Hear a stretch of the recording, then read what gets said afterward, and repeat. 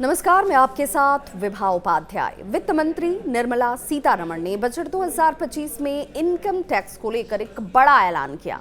उन्होंने 12 लाख रुपए सालाना कमाई को सीधे तौर पर इनकम टैक्स के दायरे से बाहर कर मध्यम वर्ग को, टैक्स पेयर वर्ग को एक बड़ी राहत दी। मोदी सरकार के इस फैसले से मिडिल क्लास को जहां एक बड़ी राहत मिली, उनके हाथ में खर्च के लिए ज़्यादा पैसे भी आएंगे और इसका इस्तेमाल वो अपनी बचत और ज़रूरतों के लिए कर सकते हैं। ये उम्मीद भी और मजबूत हो गई। सरकार ने ये छूट नए टैक्स रिजीम में दी है, जिसमें बजट में वित्त मंत्री ने कहा था कि अब 12 लाख तक की कमाई पर कोई टैक्स नहीं लगने वाला।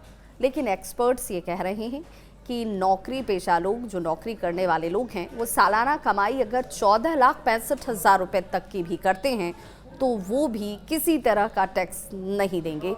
उन्हें भी यहाँ तक की कमाई पर छूट हासिल होगी। हालांकि सवाल ये भी लोगों के ज़हन में कि भाई 12 लाख तक की बात तो समझ में आती है, वित्त मंत्री ने इसका ऐलान किया है, लेकिन ये 14,65,000 कैसे होगा?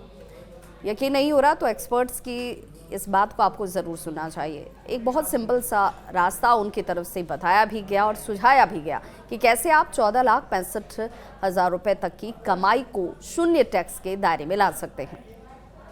मान लीजिए किसी नौकरी पेशा व्यक्ति की सालाना कमाई 14,65,000 रुपये है, जिनमें से आधे पैसे यानी कि 50% राशि को बेसिक सैलरी में अगर जाता है, जबकि शेष 50% अन्य मद या फिर अलाउंस के रूप में चला जाता है। इस तरह उसकी तकरीबन 7,32,500 रुपये की राशि बेसिक सैलरी में जाएगी।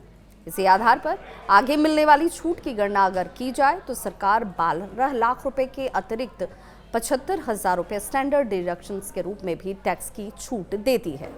इसके अलावा कर्मचारी भविष्य निधि की बात करें तो कर्मचारी भविष्य निधि में नियोक्ता की ओर से किए गए बेसिक सैलरी के 12% के बराबर अंशदान पर भी टैक्स की छूट मिलती है, जो तकरीबन 87,900 रुपये के आसपास पहुंचती है। इसके अलावा एनपीएस अकाउंट पर नियोक्ता की ओर से किए गए बेसिक सैलरी के 14% के अंशदान पर 1,02,550 रुपये पर भी टैक्स की छूट मिल जाएगी। इनकम टैक्स की धारा की बात करें तो 80 CCD 1 के तहत ईपीएस पर और 80 CCD 2 के तहत एनपीएस में ये और राहत मिलती है। इसका अंशदान पर भी टैक्स में छूट मिल जाता है। स्टैंडर्ड डिडक्शन ईपीएस और एनपीएस में मिली कुल टैक्स छूट की अगर कुल राशि की बात करें तो ये तकरीबन 2,65,450 रुपये के आसपास होती है। और इस रकम को अगर 14,65,000 रुपये से घटा दिया जाए तो टैक्सेबल इनकम जो है वो आपकी 11,99,550 रुपये ही होगी, यानी 12 लाख से कम। और ये सरकार की ओर से जारी टैक्स छूट के 12 लाख के दायरे के अंदर ही आता है और ये पूरी कमाई टैक्स फ्री हो जाएगी। यानी अगर आपने ईपीएस किया हुआ है, एनपीएस किया हुआ है, तो ये आपके छूट के दायरे को बढ़ाता है और तकरीबन 14,65,000 रुपये की अगर आपकी सालाना कमाई है तो वो भी टैक्स फ्री होगी।